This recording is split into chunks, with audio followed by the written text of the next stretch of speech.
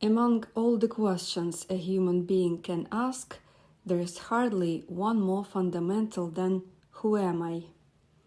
Everything you've believed about yourself, every story you've carried, every assumption about who you are, begins with a single word, I. I think, I feel, I decide, I want. But something changes the moment attention turns inward and this simple word is questioned. At first it seems obvious. You might say, I am this body, or I am this mind. But look closely. Where exactly is this I? Is it in the hands that move, in the voice that speaks, in the stream of thoughts passing through awareness, in memories that feel continuous but are really just flickering moments held together by belief? The body is always changing. It's a constant movement of cells. The mind is never still. Thoughts appear and disappear. Even memory, which feels solid, is unstable. And every time you try to locate this I, it slips away, like trying to hold a shadow in light. So if the body is not you, if the mind is not you, if even thoughts and memories are not you, then what exactly have you been calling I your entire life? This is where self-inquiry begins. The moment the question, who am I, is taken seriously, something starts to shift. At first, the mind offers answers. I am this body, I am these thoughts, I am my past. But if you stay with the question, cracks begin to appear. You may notice something unsettling. The body is perceived. The mind is perceived. Even the thought I exist is perceived. So what is doing the perceiving?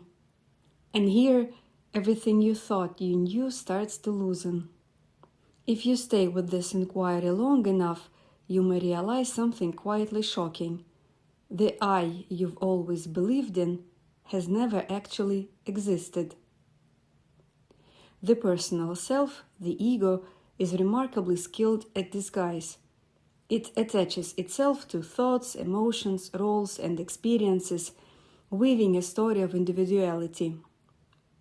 But the moment its nature is questioned, something strange happens.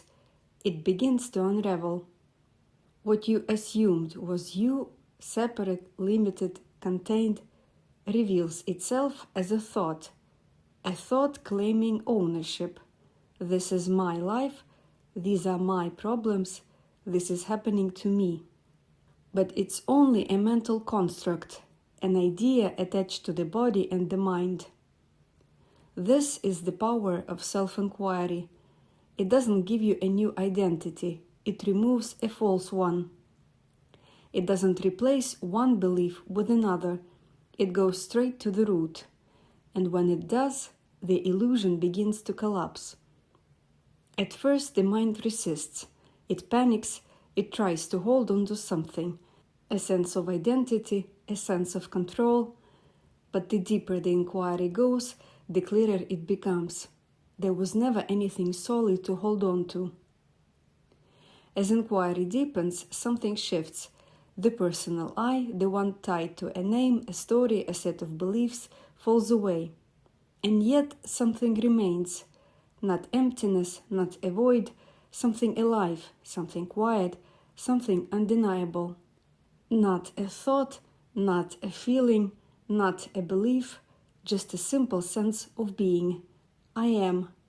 Not I am this or I am that, just being. And if you stay with that, even the sense of I am dissolves into silence. What remains cannot be described or grasped. It isn't an object of experience, it simply is. The search ends, not because something new was found, but because it becomes clear that nothing was ever missing. And with this realization, something settles. The I you thought you were was never real. The struggles, desires, fears, they belong to a character. When the personal self dissolves, what remains is not new, It has always been here, silent, unchanging, aware, before it was covered by layers of thought, belief, and conditioning. Now, with the illusion gone, there is a simple awareness.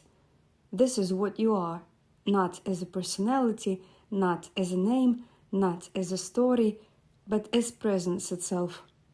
This presence was here before the body, before the mind, before the word I ever appeared. Words like awareness and consciousness try to point to this, but they fall short. This isn't something you learn. It isn't something you achieve. It's what you have always been. As self-inquiry continues, thoughts that once felt loud lose their grip.